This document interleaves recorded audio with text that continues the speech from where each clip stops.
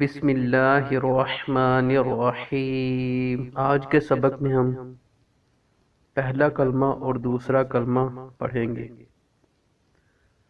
لا الہ الا اللہ محمد رسول اللہ۔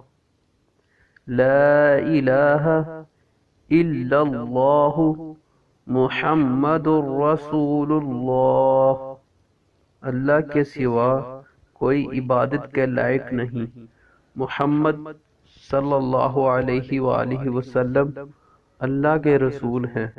دوسرا کلمہ شہادت، اشہد ان لا الہ الا اللہ وحدہ لا شریک لہ واشہد ان محمدا عبدہ ورسولہ۔ اشہد ان لا الہ الا اللہ وحدہ لا شریک لہ واشہد ان محمدا عبدہ ورسولہ۔